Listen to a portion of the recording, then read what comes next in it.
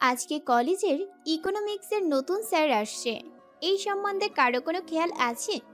হঠাৎ মিমের এমন কথা শুনে সবাই মিমের দিকে সরু চোখে তাকায়। সবাই এমনভাবে তাকিয়ে আছে মনে হচ্ছে মিম অন্য গ্রহ থেকে পালিয়ে এসেছে। আরে জানি জানি, এই কলেজের সবগুলো স্যার বুড়া বুড়া, সবার বিয়ে হয়ে গেছে। একটা ইয়াং স্যার আনলেই তো হয়। কেন রে, ইয়াং স্যার আসলে আবার অন্যভাবে পড়া বুঝাবে নাকি? পড়া তো একটাই নাকি? আরে ধুর, তুই কিছু বুঝিসই না। আমি বলছি যদি একটা ইয়াং স্যার থাকতো তাহলে একটা প্রেম করা যেত। কি, তুই স্যারের সাথে প্রেম করতি? এত অবাক হওয়ার কি আছে? স্যারের সাথে প্রেম করলে কি কোনো সমস্যা হবে নাকি? আমাদের আরো বেশি ভালো হবে, পরীক্ষায় ভালো নাম্বার পাবো। নুসরাত, তুই যেভাবে বলছিস সেটা কিন্তু বাস্তবে সম্ভবই না। আর সবচেয়ে বড় কথা হলো এই কলেজে কখনো ইয়াং স্যার আসবে না। এটাই আমাদের দুর্ভাগ্য। এটা এমন একটা কলেজ, কি আর বলবো নিজের কলেজের নামে। থাক, আর কিছু বলতে হবে না। গেটের দিকে তাকিয়ে দেখ, কে যেন গাড়ি নিয়ে ক্যাম্পাসে প্রবেশ করছে। জান্নাতের কথা শুনে সবাই ক্যাম্পাসের গেটের দিকে তাকায়। ব্ল্যাক কালারের একটা দামি গাড়ি ক্যাম্পাসে প্রবেশ করে সবাই বলাবলি করছে, এত দামি গাড়ি নিয়ে কে কলেজে আসলো? নিশ্চয়ই কোনো ক্ষমতাশালী ব্যক্তি হবে। সবাই প্রহর গুনছে কখন গাড়ি থেকে লোকটা নামবে। অবশেষে গাড়ি থেকে একটা সুদর্শন যুবক নামে। লম্বায় 6 ফুট 3 ইঞ্চি হবে, মাথায় এক বোঝা সিল্কের চুল, নিউ হেয়ার স্টাইলে, চোখে কালো স্টাইলিশ চশমা, গোলাপি রঙের ঠোঁট জোড়া, মুখে ক্লিন শেপ দেওয়া, পরনে তার সাদা শার্ট কালো প্যান্টের সাথে ইন করা। কলেজের সব মেয়েরা তো ছেলেটাকে দেখে অবাক হয়ে গেছে। ছেলেটার গায়ের রংটা একেবারে ফর্সা। সবাই বলাবলি করছে ছেলেটা কত হ্যান্ডসাম, কিউট, হট। কিন্তু সেদিকে নুসরাতের কোনো খেয়ালই নেই। এক মনে বসে বসে আইসক্রিম খাচ্ছে। নুসরাত, দেখছিস ছেলেটা কত কিউট? এমন একটা ছেলে যদি আমার বয়ফ্রেন্ড থাকতো তাহলে সারাদিন শুধু ওকে দেখেই যেতাম। মিমির কথা নুসরাতের কাছে কেমন যেন বিরক্ত বিরক্ত লাগছে। একটা ছেলেকে নিয়ে এভাবে পড়ে থাকলে হবে? দুনিয়ায় মনে হয় না আর এমন ছেলে খুঁজে পাওয়া যাবে। কি শুরু করেছিস তোরা? কতক্ষণ ধরে একটা ছেলেকে নিয়ে সবাই এমন করছিস কেন? পৃথিবীতে কি এটাই একমাত্র ছেলে? আরো আছে। আমার আর কোনো ছেলে চাই না, এটা হলেই যথেষ্ট। এখন সামনে সুদর্শন ছেলে থাকতে পৃথিবী ঘুরতে হবে কেন? এবার থাম তোরা, কলেজের সময় হয়ে এসেছে। তাড়াতাড়ি চল, ক্লাসে যাই। নুসরাতের কথা শুনে সবাই বিরক্ত বোধ করে। কত সুন্দর করে বসে বসে মজার আড্ডা দিচ্ছিল, কিন্তু এই ক্লাসের যন্ত্রণায় তার হলো না। একদিন ক্লাস না করলে কি আর এমন হবে ভেবে পায় না কেউ। এখনো ক্লাসে স্যার আসেনি। নুসরাত সবসময় সামনের বেঞ্চে বসে। পড়াশোনা নিয়ে সে একটু সিরিয়াস। মজার সময় মজা, লেখাপড়ার সময় লেখাপড়া। এখনো স্যার আসেনি, আরো কিছুক্ষণ বসে আড্ডা দিলে কতই না ভালো হতো। এই নুসরাতের জন্য আসতে হয়েছে। আরো কিছুক্ষণ বসে থাকতাম, আর তোরা সবাই সেই অচেনা ছেলেটার বিষয়ে কথা বলে আমাকে পাগল করে দিতি। ছেলেটার সম্পর্কে আর কিছু বলতাম না, তুই আমাদের সাথে বসে আড্ডা দিলেই দেখতি। জানা আছে তোদের সম্পর্কে, তোদের এক একটাকে আমি খুব ভালো করেই চেনা আছে আমার। তবে নুসরাত, তুই আর যাই বলিস না কেন, ছেলেটা কিন্তু সেই লেভেলের কিউট ছিল। ফরেনার ফরেনার একটা ভাব আছে। ওই ছেলেটার সম্পর্কে আমার কাছে যদি আরেকটা কথা বলিস তাহলে কিন্তু ভালো হবে না। এই নুসরাত, আমি তখন থেকে একটা ব্যাপার লক্ষ্য করছি, তুই ছেলেটার কথা শুনে এমন রেগে যাচ্ছিস, কিন্তু কেন? রাখবো না কেন সেটা বল আমাকে। একটা অচেনা অজানা ছেলেকে নিয়ে এমন মন্তব্য করছিস যা শুনে আমার প্রচন্ড রাগ লাগতেছে। আমরা একটা ছেলেকে নিয়ে এমন মন্তব্য করতেই পারি, সেটা আমাদের জানা শোনা বা অচেনা থাকলেও তোর সমস্যা কোথায় সেটাই তো বুঝতে পারছি না। কি ব্যাপার নুসরাত মামনি, ছেলেটাকে দেখে তুইও মনে হয় ক্রাশ খেয়েছিস? নিজের পছন্দের জিনিস তো কখনো আমাদের কাউকে দিস না, তার মানে তুই ছেলেটার উপর ফিদা? কি বলতে চাচ্ছিস তুই? এই নুসরাত চৌধুরী কারোর ওপর ক্রাশ খাবে? আমি নুসরাত চৌধুরী, কত ছেলে আমার পেছনে পড়ে থাকে, খবর নিয়ে দেখতে পারিস। আমার ক্রাশ হবে নাকি এরকম একটা ছেলে? হাহ, এটা তুই ভাবলি কি করে? হয়েছে হয়েছে, থাম এবার তুই। প্রিন্সিপাল স্যার আসছে মনে হয়, সামনে দেখ।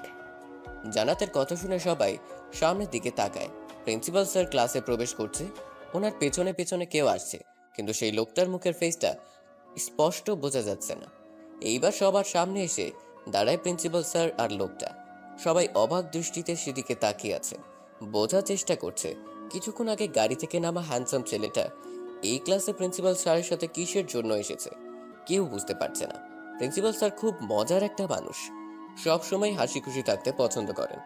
স্যার নিজের চশমাটা ঠিক করে সবার দিকে তাকায়। উপস্থিত সবগুলো স্টুডেন্ট অবাক হয়ে তাকিয়ে আছে। স্যার মুচকি হাসে। কি ব্যাপার, সবাই এমন অবাক দৃষ্টিতে তাকিয়ে আছো কেন? আমাকে কি এই প্রথম দেখছো নাকি তোমাদের ক্লাসে?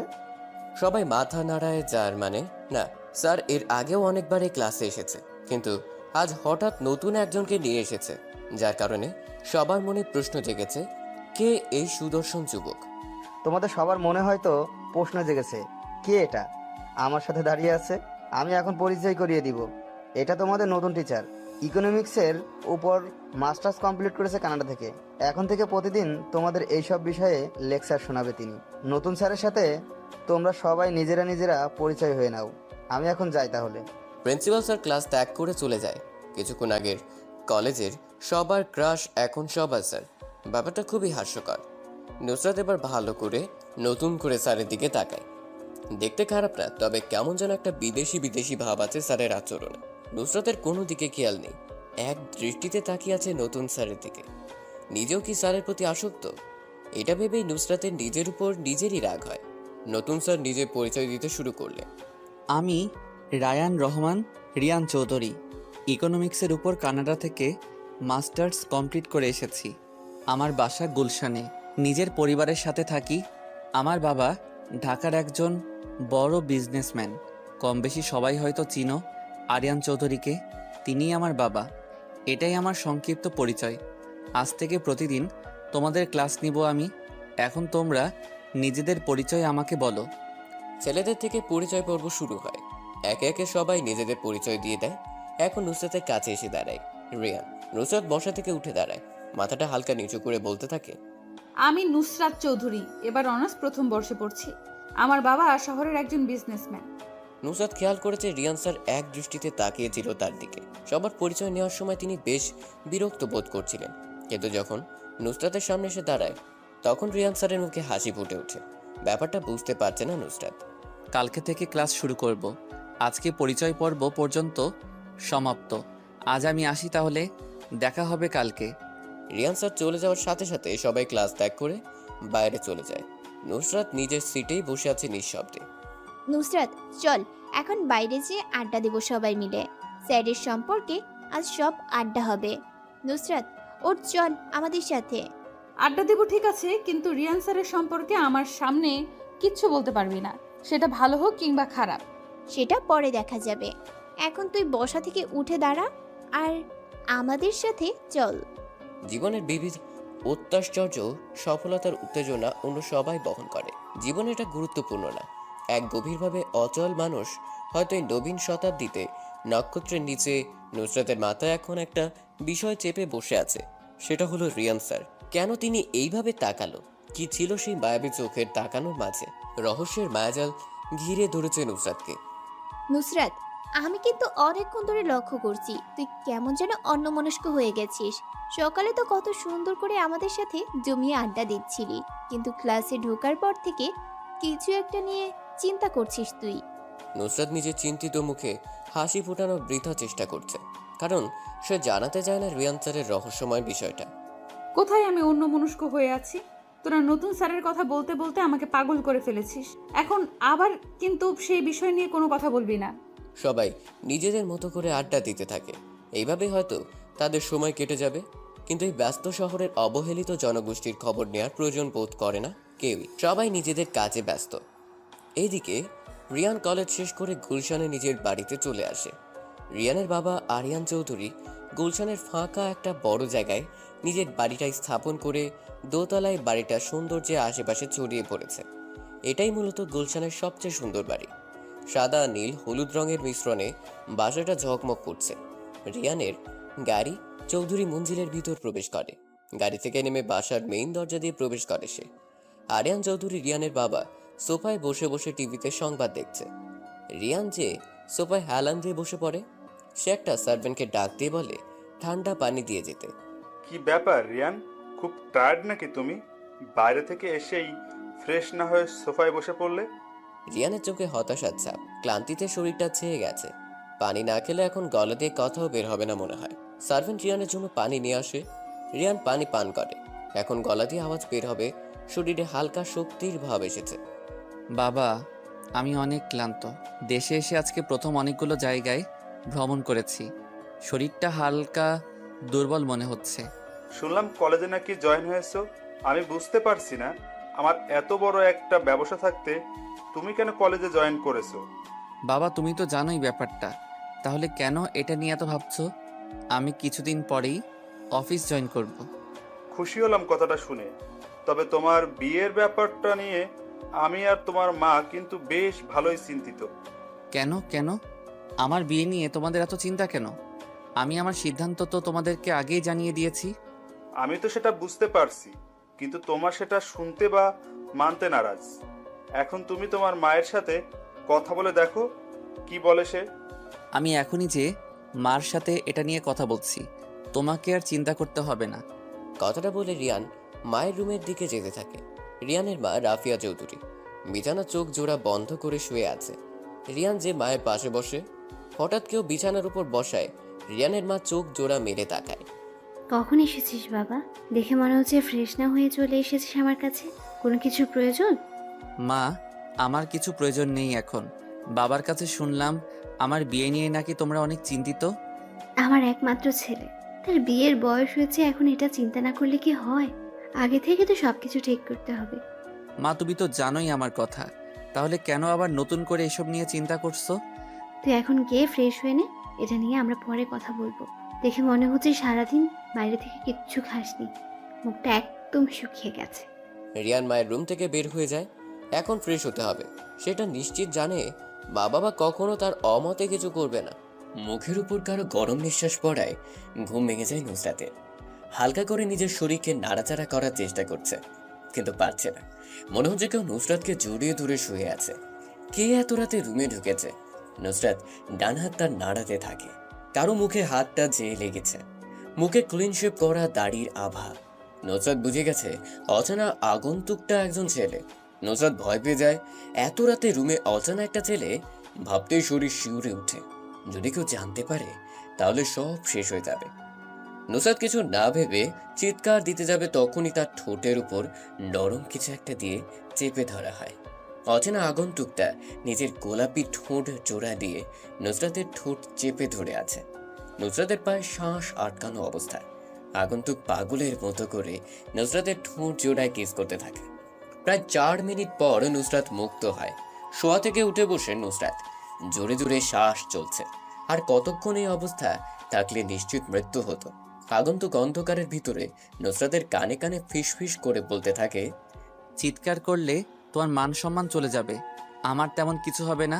সো যেটা হচ্ছে সেটা হতে দাও, নয়তো কি হবে সেটা তুমি ভালো করে বুঝতে পারছো। নুসরাতের ভিতর ভয় আর অস্থিরতা গ্রাস করেছে। বুকের ভিতর কেউ মনে হয় হাতুড়ি থেরাপি দিচ্ছে। কি করবে এখন? চিৎকার করলে মান সম্মানের ছিটে ফোটাও থাকবে না। পৃথিবীতে বাঁচা অসম্ভব হয়ে যাবে যদি এখন অচেনা আগন্তুকের কথায় সাড়া দেয়। মাথায় এক বোঝা চিন্তা এসে পড়েছে। আগে কখনো ছেলে মানুষের এত কাছে যায়নি নুসরাত। আর যদি কোনো অঘটন ঘটে যায় তাহলে কি করে নিজের মুখ দেখাবে মা বাবার কাছে? দয়া করে আমার সাথে খারাপ কিছু করবেন না। আমি আমার এই মুখ কাউকে দেখাতে পারবো না। মৃত্যু ছাড়া আমার কোনো গতি থাকবে না। নুসরাত কথা বলছে আর নিঃশব্দে কান্না করছে। আগন্তুক নুসরাতের মুখটা চেপে ধরে। মৃত্যুর কথা কখনো মুখেও আনবে না, তাহলে কিন্তু খারাপ কিছু হয়ে যাবে। আমি তোমাকে ভালোবাসি, তোমার অসম্মান হবে এমন কাজ আমি কখনো করব না। অনেকদিন পর তোমাকে নিজের কাছে পেয়েছি, তাই কন্ট্রোল করতে পারছি না। নুসরাত অবাক। একটা ছেলে তাকে ভালোবাসে আর সে এটা জানেও না। কিন্তু কে এই ছেলে? পরিচিত বলে মনে হচ্ছে না। কে আপনি? পরিচয় বলেন আপনার। আমার অজান্তেই আমাকে কেউ ভালোবাসে, আমি তাকে দেখতে চাই। এমন অদৃশ্য হয়ে আসার কারণ কি? আমি তোমাকে তোমার অজান্তেই ভালোবেসে ফেলেছি। আমাকে তুমি দেখতে পারবে না। আমি আসবো কোনো একদিন তোমার সামনে নিজের পরিচয় নিয়ে, ওই দিনই না হয় আমাকে মন ভরে দেখে নিও। নুসরাত এই প্রথম কোনো এক অজানা অনুভূতির সম্মুখীন হয়েছে। এত রাতে রুমে কখনো কোনো ছেলের সাথে বসে বসে ফিসফিসে কথা বলা হয়নি। আপনি কখন যাবেন? যদি আমার বাবা মা বুঝতে পারে আমার রুমে কোনো ছেলে আছে তাহলে কিন্তু আপনাকে আর আমাকে মেরেই ফেলবে। তোমার বাবা মা কেউ জানবে না। আমি ফজরের আগে চলে যাব।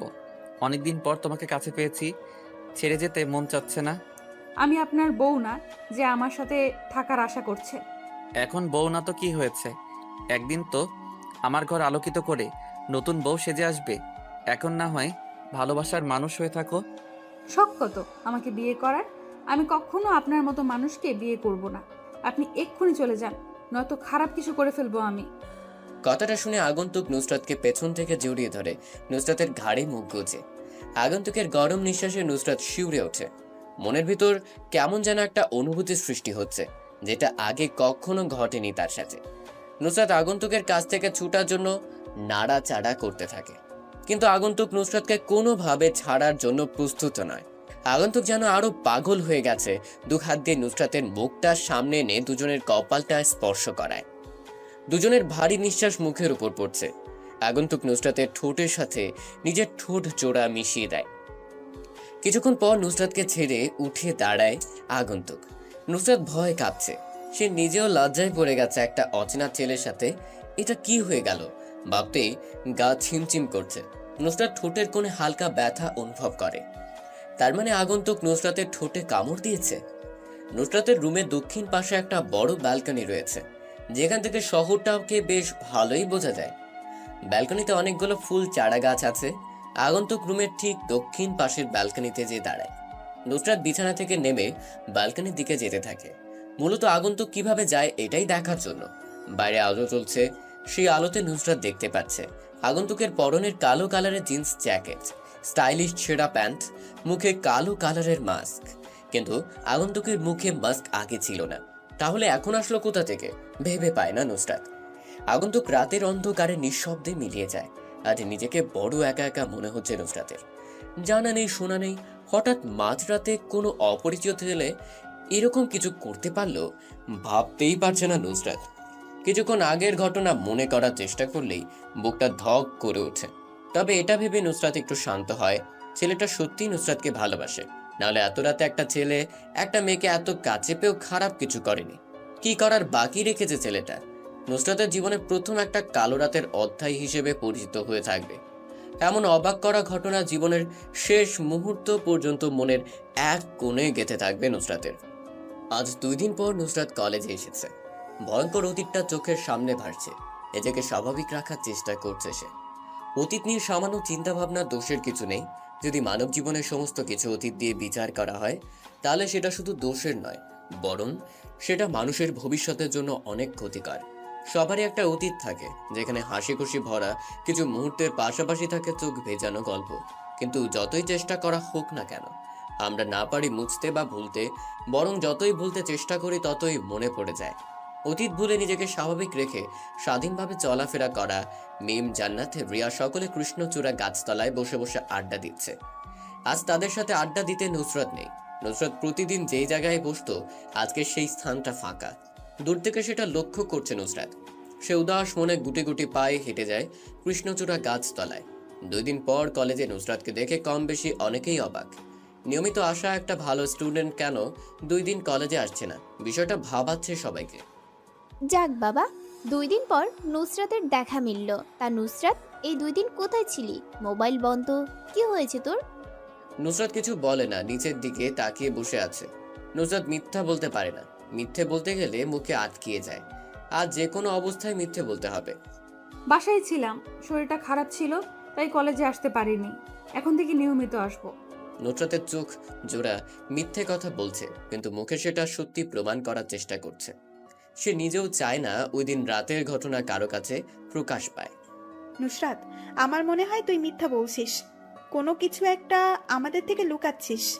কি সেটা আমাদের বল, আমরা সবাই মিলে সমাধান করার চেষ্টা করব।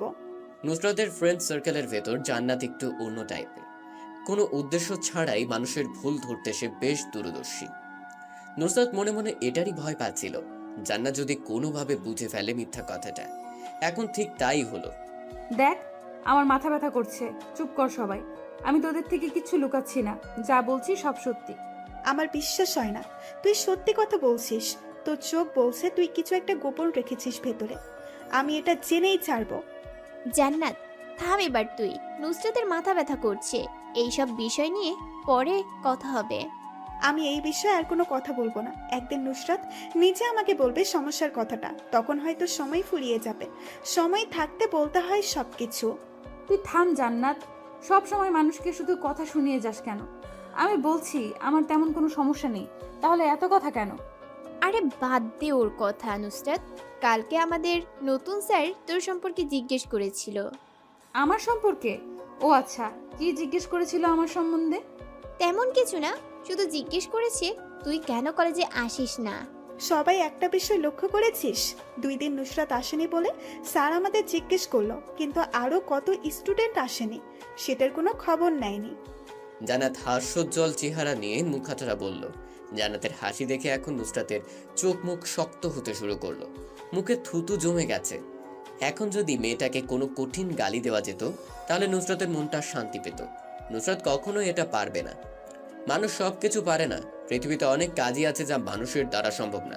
নুসরাত কাউকে কড়া করে কথা বলতে পারে না, যদিও রাগের মাথায় বলতে চায়, কিন্তু পরে কি হবে এটা চিন্তা করে আর কিছু বলে না। হাসি থামালি কেন? হাসো, আরো জোরে জোরে হাসো। তুই আমাকে পাগল করে দিবি নাকি? বলছি আমার মাথা ব্যথা করছে, তবুও তুই এমন করছিস। জান্নাত হাসি থামায় না, ডান হাত দিয়ে মুখ চেপে ধরলেও কাজ হচ্ছে না। কেন জানি আজ জান্নাতের মনে হাসির রং লেগেছে, কোনোভাবেই হাসি থামছে না। দিন দিন জান্নাত কেমন যেন হয়ে যাচ্ছে, সারাদিন হাসি খুশিতে ভরপুর থাকে। মনে হয় জান্নাতকে হাসি রোগে ধরেছে। পৃথিবীতে কি এমন অদ্ভুত রোগে আক্রান্ত হওয়া মানুষ পাওয়া যাবে? নুসরাতের ভিতরে ভিতরে রাগ বেড়েই চলেছে, কিন্তু তা সে প্রকাশ করতে পারছে না। প্রতিনিয়ত এটা একটা সমস্যা হয়ে দাঁড়িয়েছে নুসরাতের। সে চাইলেও কারোর সাথে রাগ দেখাতে পারে না। ক্লাসের সময় হয়ে এসেছে, সবাই ক্লাসের উদ্দেশ্যে রওনা দেয়। আজ রিয়ান গোলাপি রঙের একটা শার্ট সাথে কালো প্যান্ট পরেছে। অন্যদিনের চেয়ে আজকে বেশি আকর্ষণীয় লাগছে তাকে। নুসরাতের কিছুই ভালো লাগছে না, সব কিছু থেকে মন উঠে গেছে। আগের মতো মুখে উদ্ভাসিত লেগে নেই, জ্যোতিহীন মনে হচ্ছে সব কিছু। সেদিন রাতের পর থেকে নুসরাত রহস্যের মায়াজালে আটকে গেছে। অন্ধকার রজনীর বিবর্তনে অজ্ঞাত আগন্তুকটা কে ছিল এটা যতক্ষণ পর্যন্ত না জানবে ততক্ষণ নুসরাতের মনের শান্তি হবে না। সামনের বেঞ্চটা আজ ফাঁকা, নুসরাত মাঝের সারির দিকে বসেছে। আজ দ্বিতীয়বারের মতো নুসরাত পেছনের দিকে বসেছে। আগে একবার দেরি করে আসার জন্য পিছনে বসতে হয়েছিল। সামনের বেঞ্চ ফাঁকা রেখে সবাই পিছনের দিকে বসে আছো কেন?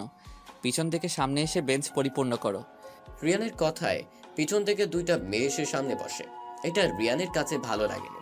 যদি অন্য কেউ এসে বসতো তাহলে মনে একটা আহ্লাদ থাকতো, কিন্তু এখন আফসোস। নুসরাত আজকে আবারও লক্ষ্য রিয়ান স্যার তার দিকে পড়ানোর ফাঁকে ফাঁকে তাকাচ্ছে। নুসরাত কি আজকে ক্লাসে উপস্থিত আছে, নাকি অন্য দিনের মতো আজও ক্লাস মিস দিয়েছে? স্যারের কথা শুনে নুসরাত একটু অবাক হয়, সাথে আবার রাগ লাগছে। এতক্ষণ তো বেশ ভালো করেই তাকিয়েছিল, কিন্তু এখন আবার এটা বলে ভাব নেওয়ার কি আছে? বুঝতে পারছে না নুসরাত। ছেলে মানুষের এটাই একটা সমস্যা, নারীদের সামনে তারা ভাব নিবেই। জীবনের বেশি সময় নিঃসঙ্গ কাটাতে হয়। ভাব নিলে যদি কোনো রূপবতী মেয়ে প্রেমে পড়ে যায়, এটার জন্য সবসময় মেয়েদের সামনে অন্যরকম ব্যবহার করতে শুরু করে। নুসরাত বসা থেকে দাঁড়িয়ে যায়। নুসরাতের দাঁড়িয়ে যাওয়া দেখে রিয়ান মুচকি হাসে। তুমি তাহলে নুসরাত, ক্লাসের টপ স্টুডেন্ট। এখন আমাকে এটা বলো যে 2 দিন ধরে ক্লাসে ছিলে না কেন? নুসরাত আহত গলায় জবাব দেয়, স্যার আমি অসুস্থ ছিলাম, যার কারণে নিজ বাসায় এই 2 দিন অবস্থান করেছি। অসুস্থ ছিলে নাকি আমি এটা জানি না। ক্লাস শেষ তুমি আমার কেবিনে আসবে, এটা নিয়ে তোমার সাথে জরুরি কথা বলতে হবে। নুসরাত অসহায় দৃষ্টিতে তাকিয়ে থাকে রিয়ানের দিকে। রিয়ানের ঠোঁটের কোণে শয়তানি হাসি। নুসরাত নিজেও জানে না ওই রহস্যময় শয়তানির হাসির মানে। নতুন স্যারের প্রথম অর্ডার নুসরাতের উদ্দেশ্য। নিজের কেবিনে ডেকেছে, হয়তোবা কোনো বড় ধরনের কারণে রেখেছে। ক্লাস শেষ, রিয়ান বেরিয়ে যায়। নুসরাত অসহায় হরিণের মতো করে চেয়ে আছে স্যারের যাওয়ার দিকে। নুসরাত তাড়াতাড়ি যা, দেখ যে রিয়ান স্যার কি গুরুত্বপূর্ণ কথা বলে তোকে। আমাদের সামনে তো কিছুই বললো না, নিজের কেবিনে নিয়ে পার্সোনালি কথা বলবে হয়তো। আমি একা কি করে যাব? তোরা কেউ চল আমার সাথে। আমাদের যেতে হবে কেন?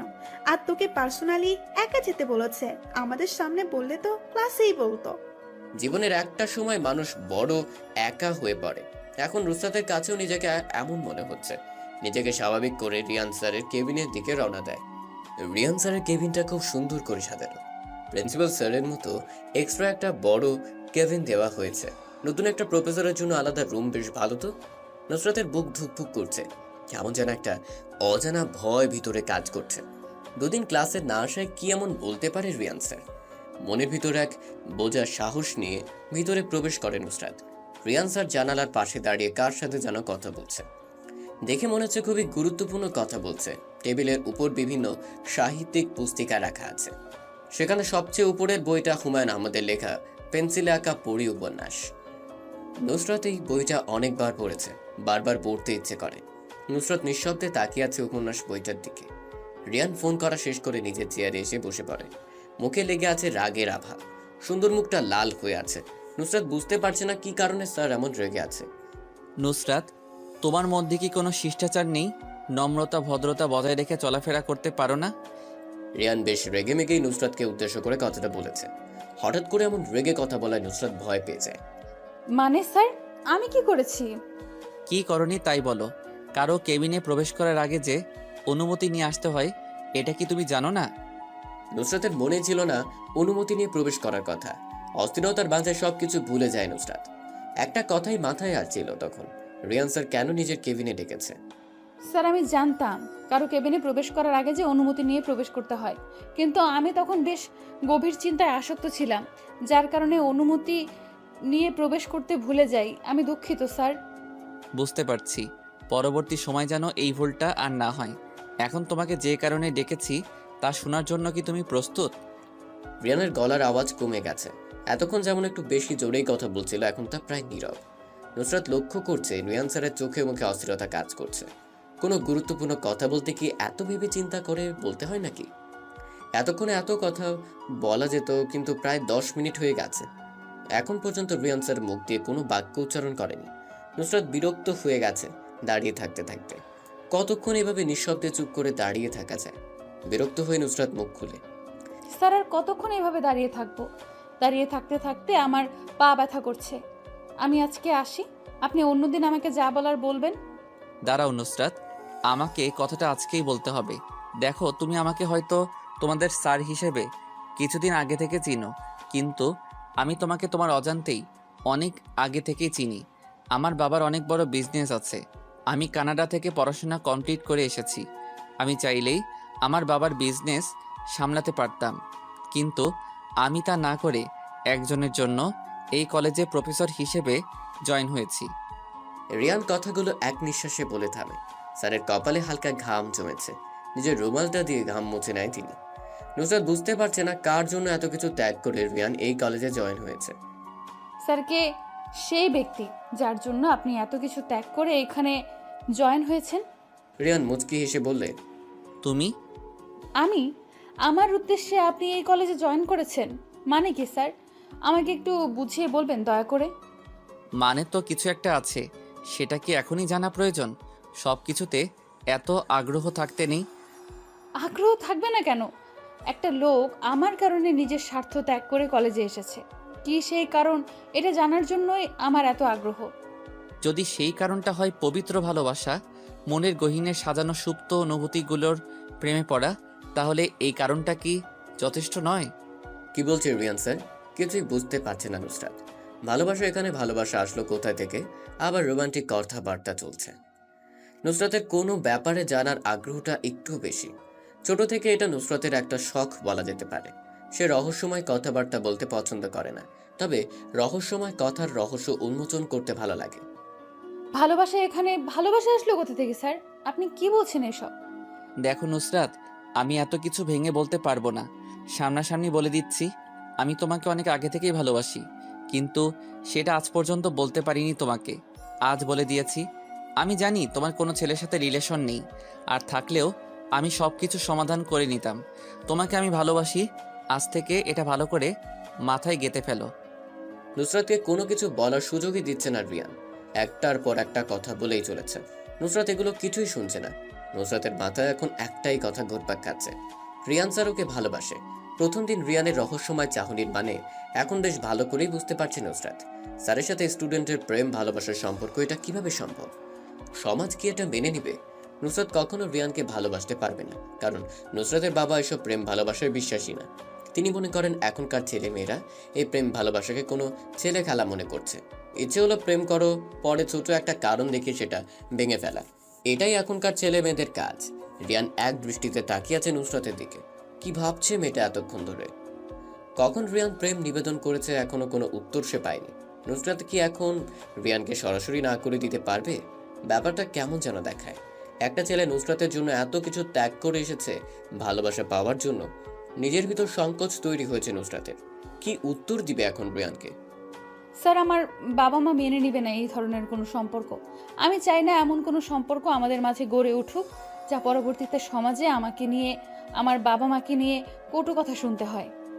মেয়েদের এই একটাই সমস্যা, সেটা হলো একটা ছেলে একটা মেয়েকে প্রপোজাল করলে মেয়েটার প্রধান উক্তি হলো বাবা মা মেনে নিবে না।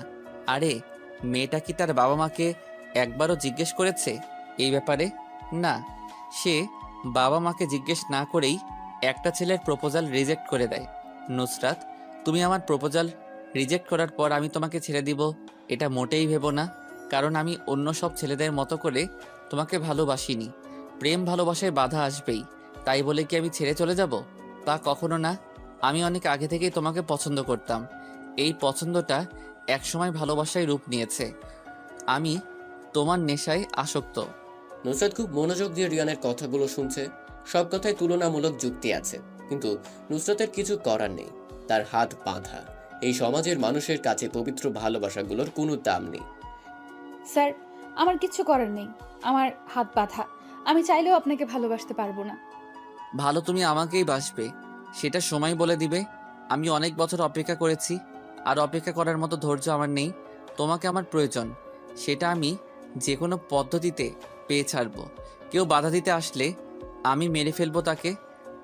আপনার যা ইচ্ছা আপনি তা করেন, এর মধ্যে আমি নেই। আমাকে এখন যেতে হবে, নয়তো সবাই খারাপ কিছু চিন্তা করবে।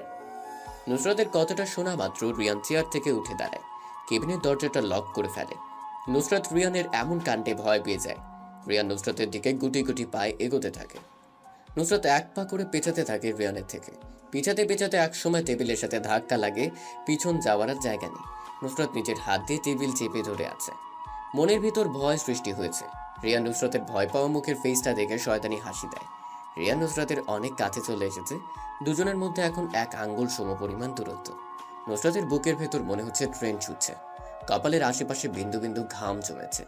চুলগুলো সেই ঘামে লেপ্টে রয়েছে। রিয়ান বিষয়টা খেয়াল করলো, নুসরাতকে অনেক আকর্ষণীয় লাগছে। নিজ হাত দিয়ে নুসরাতের লেপ্টে থাকা চুলগুলো কানের পিছনে গুজে দেয় রিয়ান। নুসরাত রিয়ানের থেকে অনেকটা খাটো, যার কারণে রিয়ানের বুকের হার্টবিটের ধুকপুক আওয়াজ ভালো করে শুনতে পাচ্ছে সে। রিয়ানের দেওয়া বডি স্প্রের ঘ্রাণটা নুসরাতের কাছে পরিচিত মনে হচ্ছে। ওই দিন রাতের অচেনা আগন্তুকের শরীর থেকেও এমন একটা ঘ্রাণ বেরিয়েছিল, আবার আজ একই ঘ্রাণ রিয়ানের শরীর থেকে পাওয়া যাচ্ছে। ব্যাপারটা কেমন যেন রহস্যময় লাগছে নুসরাতের কাছে। হঠাৎ নুসরাতের মুখের উপর রিয়ান ফু দেয়। নুসরাত হালকা কেঁপে উঠে। রিয়ানের চোখ জোড়া কি যেন বলতে যাচ্ছে, কিন্তু নুসরাত বুঝতে পারছে না। অনেক মানুষ আছে যারা আর একজনের চোখের ভাষা বুঝতে পারে। নুসরাত আজ পর্যন্ত কারো চোখের ভাষা বুঝতে পারেনি। স্যার, কি করছেন এগুলো? ছাড়েন আমাকে, আমি চলে যাব এখান থেকে। রিয়ান নিজের বাম হাতটা দিয়ে নুসরাতের কোমর চেপে ধরে। নুসরাত কেঁপে ওঠে। নিজের ভিতর কেমন যেন একটা অন্যরকম অনুভূতি তাড়া করছে। রিয়ানের ডান হাতটা নুসরাতের চুলের পিছনে ঘাড়ে ধরে আছে। রিয়ানের গরম নিঃশ্বাস নুসরাতের মুখের উপর পড়ছে। নুসরাতের শরীরে শিহরণ বয়ে যাচ্ছে। দুজনের মধ্যে এখন একটু ফাঁকা জায়গা নেই। রিয়ান নিজের গোলাপি ঠোঁটজোড়া নুসরাতের নরম ঠোঁটে মিলিয়ে দেয়। নুসরাত যেন এটা বিশ্বাস করতেই পারছে না। একজন শিক্ষক তার সাথে এমন একটা কাজ করতে পেরেছে। দুজন দুজনের থেকে আলাদা হয়ে আছে। রিয়ান নুসরাতের থেকে একটু দূরে দাঁড়িয়ে আছে। দুজনেই জোরে জোরে শ্বাস ফেলছে। নুসরাত মাথা নিচু করে চুপচাপ হয়ে দাঁড়িয়ে আছে। রিয়ানের দিকে চাওয়ার মতো ক্ষমতা তার নেই। একরাশ লজ্জায় সে হানা দিয়েছে নুসরাতের মুখে। রিয়ান হাত দিয়ে নুসরাতের মুখটা উঁচু করে লজ্জায় নুসরাত পিছনের দিকে ঘুরে দাঁড়ায়। রিয়ান মুচকি হাসে। নুসরাত, এদিকে আমি দাঁড়িয়ে আছি, আমার দিকে তাকাও। ওই দিকে কি দেখো? এদিকে তাকাও বলছি। নুসরাত তবুও তাকায় না। কেমন যেন লাগছে। রিয়ান নুসরাতকে নিজের দিকে ফিরায়। লজ্জায় মেয়েটার মুখটা লাল হয়ে আছে। এত লজ্জা পেলে কিভাবে হবে?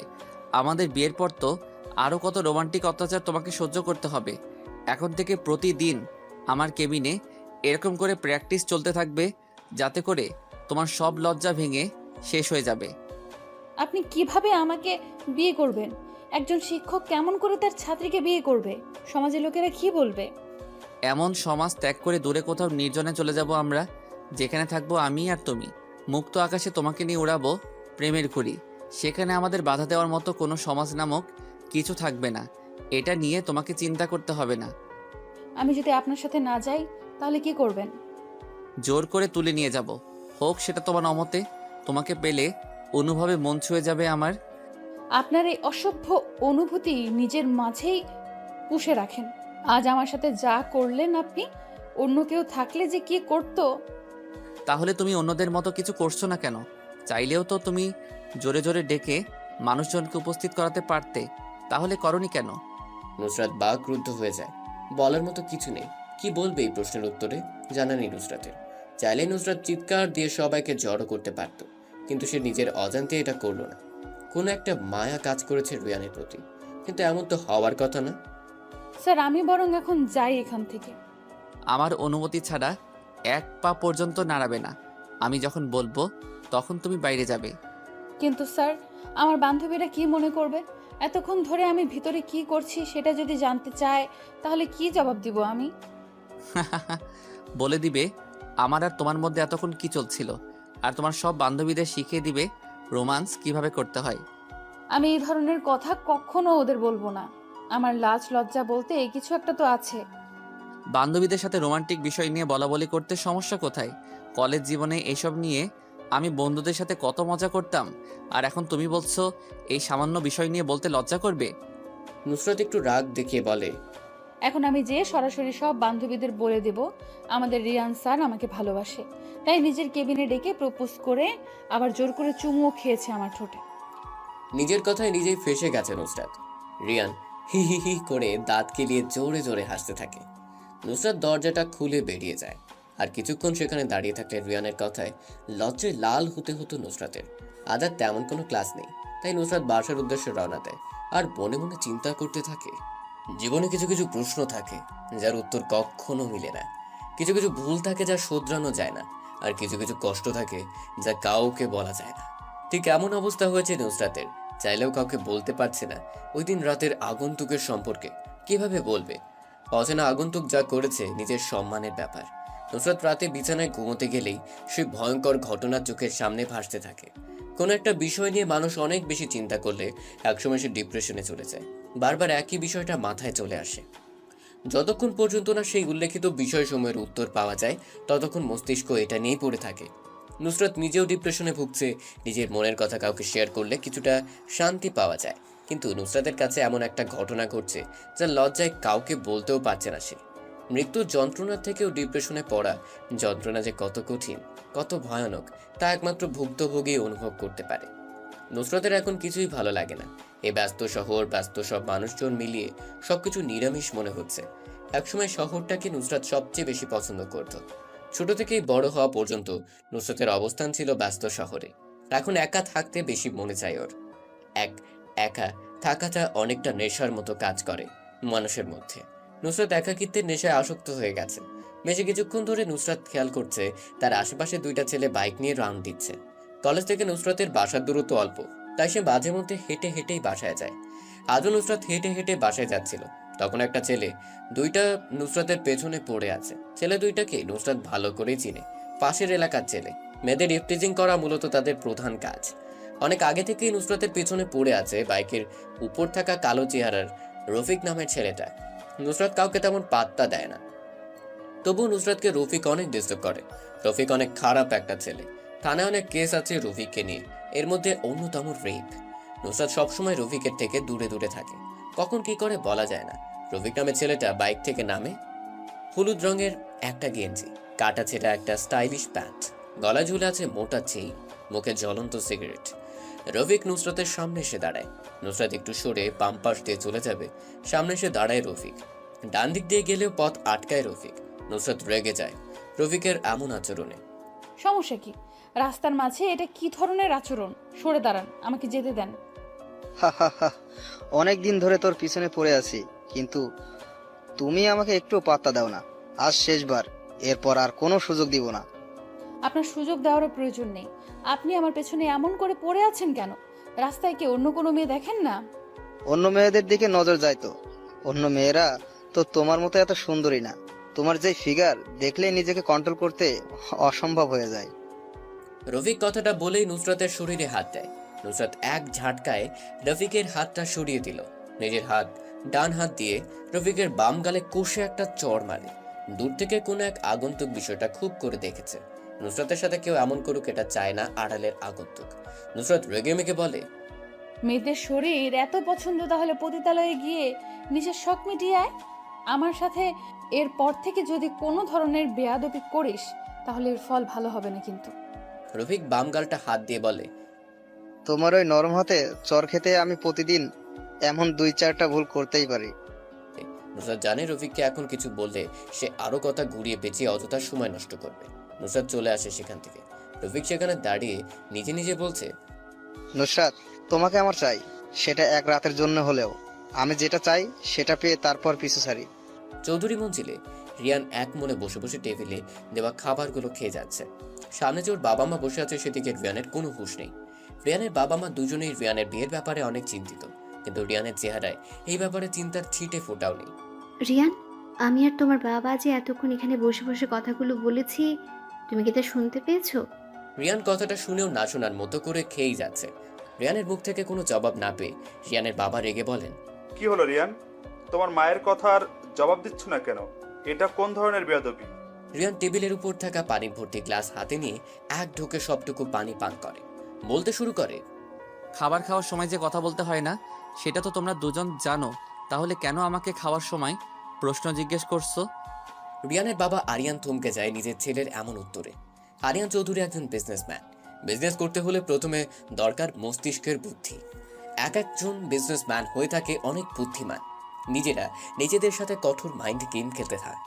যে যত বেশি ভালো মাইন্ড গেম খেলতে পারবে সে তত তাড়াতাড়ি নিজের কোম্পানিকে বিশ্বের সামনে তুলে ধরতে পারবে। ঠিক তেমনি একজন বিশাল মাইন্ড গেমার আরিয়ান চৌধুরী সবসময় মাইন্ড গেমারের মতো আচরণ করে। কিন্তু আজ নিজের ছেলেকে প্রশ্ন করে যে উত্তর পেল এতে আরিয়ান মোটেও খুশি না। সেটা আমি জানি। এখন তোমার খাওয়া শেষ হয়েছে, তাহলে তোমার মায়ের প্রশ্নের জবাব দাও। এত অস্থির হচ্ছ কেন? আমি প্রশ্নের জবাব অবশ্যই দিব। মা, এবার তুমি আমাকে আবার প্রশ্ন করো। প্রশ্ন তোমার কাছে একটাই, সেটা হলো তোমার বিয়ে নিয়ে। আমাদের একমাত্র ছেলে তুমি, ভালো বয়সও হয়েছে তোমার। এখন আমরা চিন্তা করছি তোমার জন্য মেয়ে দেখব। বিয়ে করতে আমার কোনো সমস্যা নেই, তবে তবে কি? আমি আমার পছন্দ করা মেয়েকে বিয়ে করতে চাই। তোমরা জানো আমি একটা মেয়েকে ভালোবাসি, সেটা হলো নুসরাত। আমি বিয়ে করলে নুসরাতকেই করব, অন্য কোনো মেয়েকে না। আমরা তো সেটা মানা করছি না। তুমি তোমার ভালোবাসার মানুষকে বিয়ে করবে, এটা ভালো কথা। নুসরাতের বাসার ঠিকানা দাও, আমরা যে কথা বলে আসি। রিয়ান নুসরাতের বাসার ঠিকানা দিয়ে দেয়। রিয়ান মনে মনে অনেক খুশি, নিজের ভালোবাসার মানুষকে কিছুদিন পরেই সারা জীবনের সঙ্গী হিসেবে পেতে যাচ্ছে। কিন্তু নুসরাতের বাবা মা যদি এই সম্বন্ধে রাজি না হয় তাহলে কি হবে? নিজের উপর বিশ্বাস রাখার মানেই একজন মানুষ আত্মবিশ্বাসী। সে বিশ্বাস করে নিজের জন্য সঠিক সিদ্ধান্ত নেওয়ার ক্ষমতা তার আছে। রিয়ান সফল হতে চাইলে সামনে আসা সব চ্যালেঞ্জ মোকাবেলা করতে হবে। চ্যালেঞ্জ বেছে নেওয়ার কোনো সুযোগ নেই। যে কোনো অবস্থায় নিজেকে সঠিকভাবে পরিচালনা করাই জ্ঞানী ব্যক্তির কাজ। রিয়ান কখনো হারতে শেখেনি, কষ্ট করে হলেও জিতেছে। এইবার তো এটা নিজের ভালোবাসার মানুষকে নিজের করে পাওয়ার লড়াই। রাত প্রায় 11:15। রিয়ান নিজের ঘরের আয়নার সামনে তাকিয়ে দাঁড়িয়ে আছে। চোখে মুখে লেগে আছে রাগের প্রতিচ্ছবি। রিহান বহুদিন পর আজকে ওর পরিচিত একটা ড্রেস পরেছে। কানাডা যাওয়ার আগে মাঝে মধ্যে রাতে কোনো মিশনের উদ্দেশ্যে পরিধান করে যেত সে, কিন্তু কানাডা যাওয়ার পর থেকে কখনো সেই পরিচিত ড্রেসটা পরা হয়নি। আজ আবারও সেই মিশনের উদ্দেশ্যে বের হবে রিয়ান। পরনে তার কালো কালারের একটা জিন্স জ্যাকেট, কালো প্যান্ট, মাথায় লম্বা হুডওয়ালা টুপি, মুখে একটা মাস্ক, সাদা কালারের উপর লাল রং ছিটানো। মাস্ক ডিজাইনটা দেখতে খুবই ভয়ানক। লাল রংটা মানুষের রক্তের মতো দেখা যায়। রিয়ান আলমারির ভিতর থেকে একটা সাদা কালারের বক্স বের করে। এমন ধরনের বক্স ডাক্তারের সাথে দেখা যায়। আলমারিতে লুকিয়ে রাখা পুরনো পিস্তলটা বের করে কোমরের কভার পয়েন্টে রাখে রিয়ান। বিছানার উপর থেকে বাইকের চাবিটা নিয়ে রওনা দেয় ভয়ঙ্কর মিশনের উদ্দেশ্যে। আকাশে কালো মেঘ ঘোরাঘুরি করছে। আচমকাই আলোহীন আসমানে বিদ্যুৎ চমকাচ্ছে। আকাশে তারার ছিটে ফোটাও নেই। যখন তখন বৃষ্টি নামতে পারে। বড় বড় নাইট ক্লাবগুলো বন্ধ করে দিচ্ছে। রাতের এমন অবস্থা দেখে রাস্তার আশেপাশে ছোট বড় সমস্ত দোকান বন্ধ হয়ে গেছে। নির্জন রাস্তাগুলো একেবারে নীরব হয়ে গেছে। রফিক আর সেলিম নাইট ক্লাব থেকে বেরিয়ে বাসার দিকে যাচ্ছিল। তখনই সামনে দেখতো পায়ে বাইকের উপর কেউ বসে বসে মনের সুখে সিগারেট টানছে। দেখে মনে হচ্ছে আবহাওয়ার গতিবেগের এমন পরিবর্তনের অবস্থায় সে ব্যক্তিটা ভয় পাচ্ছে না। রফিক আর সেলিম আজ একটু বেশি নেশা করে ফেলেছে। দুজন ঠিকমতো হাঁটতে পারছে না, হেলে দুলে হাঁটছে। রফিক যে বাইকের উপর বসা আগন্তুকের সামনে দাঁড়ায়, পিছনে সেলিম। রফিক মাতালদের মতো করে বলতে শুরু করে, এই কে তুই? এত রাতে রাস্তার মাঝখানে বাইক দাঁড় করিয়ে বসে বসে সিগারেট টানছিস? আগন্তুক বাইক থেকে নেমে দাঁড়ায়। সিগারেটে একটা টান দিয়ে সবগুলো বিষাক্ত ধোঁয়া রফিকের মুখের উপর ছাড়ে। নে, এবার বাইক থেকে নেমে সিগারেট টানছি। আগন্তুকের এমন কথা শুনে রফিক রেগে বলে, এই তুই কোন সাহসে আমার মুখের উপর সিগারেটের ধোঁয়া ছাড়লি? জানিস আমি কে? চাইলে তোকে এখানে মেরে চলে যেতে পারবো। কে তুই ভাই? আমি চিনতে পারছি না তোকে। তুই কি এই এলাকার মাস্তান নাকি? আমি মাস্তান না, আমি আমার ঘরে মাস্তান পুষি। তুই আগে এটা বল, আমার মুখের উপর সিগারেটের ধোঁয়া ছাড়লি কেন? আমার মুখ, আমার সিগারেট, আমি যা ইচ্ছে তাই করব। তুই বলার কে? সবকিছু তোর থাকলেও এলাকা আমার। এখানে আমি যা বলি তাই হয়। তুই মনে হয় আমাকে চিনতে পারিসনি। বুঝতে পেরেছি, তুই এই এলাকাপাতি মাস্তান। সমস্যা নেই, আমি আবার এইসব পাতি মাস্তান এলাকা থেকে কমানোর জন্য পারদর্শী। আগন্তুকের বাড়িটা যেন রফিকের সহ্য হয়নি। দৌড়ে যে আগন্তুকের বড় কলারটা ধরে ঝাঁকাতে ঝাঁকাতে বলে, পাতি মাস্তান মানে? আমি এই এলাকার বস, শালা আমার এলাকায় দাঁড়িয়ে আমাকেই পাতি মাস্তান বলিস? তোর সাহস দেখে আমি অবাক। এই নীরব নির্জন রাস্তায় তোকে মেরে দিলে কেউ দেখবে না। আগন্তুক শব্দ করে হেসে ওঠে। এমন ভাবে হাসছে মনে হচ্ছে রফিক ফান করার কথা বলছে। আগন্তুক নিজের কলার থেকে রফিকের হাতটা ছাড়িয়ে বলে, আমি 3টা জিনিস খুব অপছন্দ করি। এর মধ্যে একটা হলো কেউ আমার কলার ধরবে। তুই নিজেই মনে হয় না আমাকে এখনো চিনতে পেরেছিস। কে তুই? আমার এলাকায় এসে আমাকে কিছু বলে চলে যাবি? শরীরে হাত লাগিয়ে দেখ আমি কি অবস্থা করি তোর। আগন্তুক রফিককে নিজের হাত দিয়ে ঝাঁকাচ্ছে আর বলছে, এই যে শরীরে হাত দিলাম, কর। এখন আমাকে কিছু করে দেখা। আজ তোর এলাকায় তোকে মারবো। দেখি আমাকে কে বাধা দিতে আসে। আগন্তুকের হাতের ধাক্কা খেতে খেতে রফিক একসময় রাস্তার পড়ে যায়। সেলিম এগিয়ে আসবে তখনই আগন্তুক কোমরের কভার পয়েন্ট থেকে পিস্তলটা বের করে সেলিমের বাম পায়ে গুলি করে। সেলিম নিচে পড়ে যায়। আগন্তুকের হাতে পিস্তল দেখে রফিক ভয় পেয়ে যায়। রফিক এলাকার মধ্যে যতই মাস্তানি করে না কেন, কখনো পিস্তল নিয়ে কিছু করেনি। এখন আগন্তুকের হাতে পিস্তল দেখে রফিক বুঝে গেছে সামনে দাঁড়িয়ে থাকা ভয়ানক ব্যক্তিটা কেমন হতে পারে। অনেক দিন হলো আমি এই মেশিন ব্যবহার করি না, সময়ের জন্য চালানো হয়নি। আজকে অনেক দিন পরে ট্রাই করলাম, ভালোই চলে মেশিনটা। ভাই, কে আপনি? এইভাবে সেলিমের পায়ে গুলি করলেন কেন? ভয় পেয়েছিস? আমি মানুষকে ভয় দেখাতে ভালোবাসি, অনেক মজা পাই তখন যখন আমাকে দেখে কেউ ভয় পায় আর আমার চরণে পড়ে ক্ষমা চাই। তুই আমাকে মজা দিয়েছিস, আমি তোকে প্রাণে মারবো না, শুধু বাম হাতটা কেটে দিব। আগন্তুক পাগলের মতো করে হাসতে হাসতে দৌড়ে যেয়ে বাইকের উপর থেকে একটা বক্স নিয়ে আসে। রফিক আগন্তুকের এমন পাগলামি হাসি দেখে ভয় পেয়ে যায়।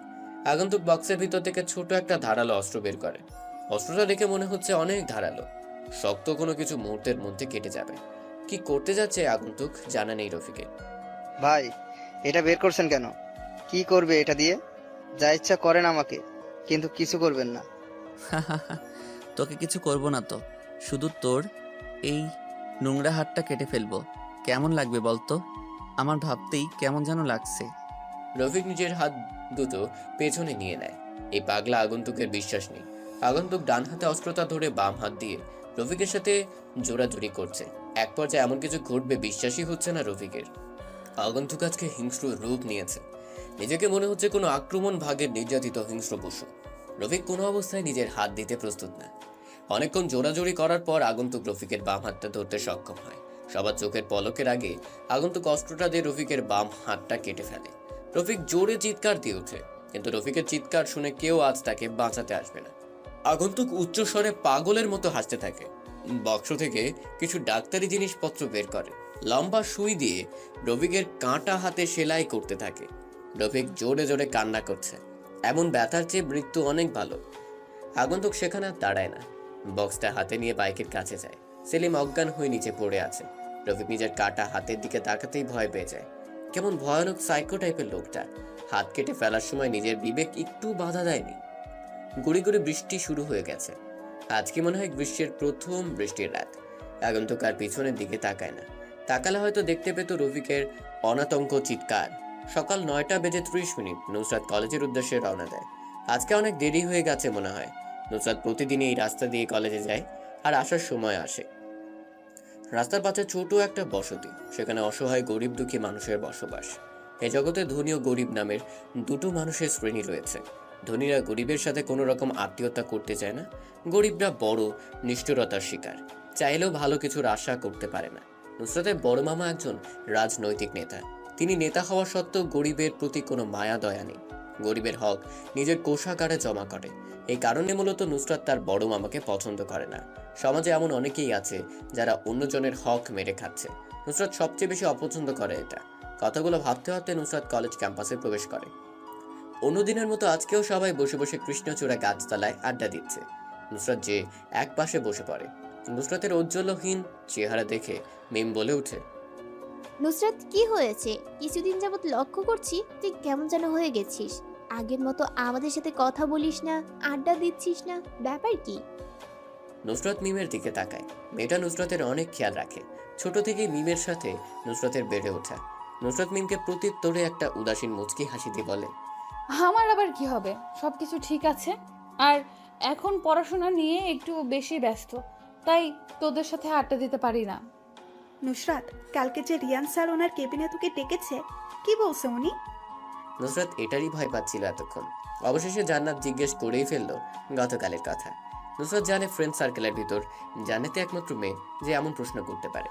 নুসরাত নিজের মুখটাকে একটু চওড়া করে বলতে থাকে, বেশি কিছু বলেনি স্যার, 2 দিন কেন কলেজে আসেনি এটাই শুধু জিজ্ঞেস করেছে, আর আমার সম্পর্কে কিছু তথ্য। আমার বিশ্বাস হয় না। শুধু এই কথাগুলো জানার জন্য রিয়ান স্যার নিজের কেবিনে ডেকেছিল? তোর কি মনে হলো সেটা জেনে আমার কোনো লাভ নেই? আমি আমারটা নিজেই ভালো বুঝি। তুই তাহলে স্যারের রুমে এতক্ষণ কি করছিলি? আমি অনেকক্ষণ যাবৎ লক্ষ্য করছিলাম, প্রায় 30 মিনিট ধরে তুই স্যারের রুমে ছিলি। এতক্ষণ কি শুধু এই সকল কথাই বলাবলি করছিলি? নুসরাত জান্নাতের কথা শুনে বোকা হয়ে যায়। বিচক্ষণভাবে মেয়েটা প্রশ্নটা করে ফেলেছে। আচমকাই কাউকে এমন অবাক করা প্রশ্ন করে চিন্তায় ফেলে দিতে পারবে জান্নাত। নুসরাত এবার কি বলবে নিজেই শঙ্কায় আছে। কেন যে রিয়ান স্যার এতক্ষণ তার নিজের কেবিনে আটকে রেখেছিল, ভাবতেই স্যারের চুলগুলো টেনে ছিঁড়িয়ে ফেলতে মনে যাচ্ছে নুসরাতের। নুসরাত আমতা আমতা করে বলতে থাকে, তুই মনে হয় ভুল দেখেছিস। আমি এত সময় ধরে স্যারের কেবিনে কি করব? আমি আরো আগেই বেরিয়ে চলে এসেছি। তুই যে মিথ্যা কথা বলছিস এটা আমি বুঝে গেছি। অযথায় এত ঘুরিয়ে পেঁচিয়ে না বলে আমাদেরকে বলে দে সত্যি কথাটা। নুসরাত ঘেমে যাচ্ছে। এখন সত্যি কথা বলা ছাড়া আর কোনো উপায় নেই।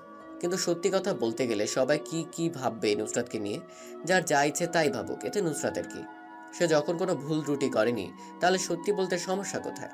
নুসরাত মুখ ফুটে কিছু বলতে যাবে এর আগেই পাশে বসে থাকা নীল রঙের ড্রেস পরা ভীম বলে, জান্নাত, আমি ইদানিং লক্ষ্য করছি তুই নুসরাতের পিছনে খুব বাজেভাবে পড়ে আছিস। নুসরাত কখন কি করছে না করছে এটা নিয়ে তুই অনেক প্রশ্ন জিজ্ঞেস করিস তাকে। কেন? আমি কি নুসরাতকে কিছু জিজ্ঞাসা করতে পারি না? বান্ধবী হিসেবে এই দায়িত্বটা কি আমার নেই? জিজ্ঞেস করতে পারিস, কিন্তু একটা মেয়ে যখন বলছে তার কোনো সমস্যা নেই, তাহলে কেন তুই বারবার জিজ্ঞেস করে অন্যকে বিরক্ত করিস? দেখ মিম, আমি বুঝতে পারছি নুসরাতের কোনো সমস্যা, তাই আমি নুসরাতকে জিজ্ঞাসা করলাম মাত্র। সমস্যাটা কি? দুজনের মধ্যে তর্কাতর্কি শুরু হয়ে যায়। নুসরাত এগুলো আর দেখতে না পেরে জোরে চিৎকার দিয়ে বলে, থাম তোরা এবার। জান্নাত, তুই কি জানতে চাস? একটা মাত্র প্রশ্ন আমাকে করতে পারবি, আর আমি তোকে সেই প্রশ্নের উত্তর দিতে বাধ্য। যদি একটা ছাড়া অন্য কোনো ফালতু প্রশ্ন করিস তাহলে আমি কিন্তু উত্তর দিব। এখন রাজি থাকলে প্রশ্ন করতে পারিস। জান্নাত কিছুক্ষণ ভেবে শয়তানি মার্কা একটা হাসি দিয়ে বলে, প্রশ্ন অবশ্য অনেকগুলো ছিল, কিন্তু তুই তো আবার সেইগুলোর উত্তর দিবি না, তাই আমি একটা প্রশ্ন বাছাই করেছি, আর সেটা হলো কালকে রিয়ান স্যারের কেবিনে এতক্ষণ কি করছিলি? নুসরাত বুঝতে পেরে গেছে এখন আর শত কথা বলেও জান্নাত বিশ্বাস করবে না, তবে সত্যি কথাটা বললে হয়তো বিশ্বাস করতে পারে। নুসরাত বলতে থাকে, রিয়ান স্যার আমাকে কালকে প্রপোজ করেছে। উপস্থিত বসে থাকা সবাই অবাক হয়ে চেয়ে আছে নুসরাতের দিকে। চোখ জোড়া রসগোল্লার মতো হয়ে গেছে। হয়তোবা বিশ্বাস করতে পারছে না রিয়ান স্যারের মতো একটা ছেলে নিজে নুসরাতকে প্রপোজ করেছে। এটা বিশ্বাস করার মতো, যেখানে ছেলেদের কলেজের সব মেয়েদের ক্রাশ রিয়ান স্যার। সবার এমন অবাক হওয়া অবস্থা দেখে নুসরাত বলে, এমন করে চেয়ে থাকলে লাভ নেই। আমি সত্যিই বলছি, রিয়ান স্যার আমাকে প্রপোজ করেছেন কালকে। নুসরাতের এমন কথাও এখন সবাইকে বিশ্বাস করতে হবে।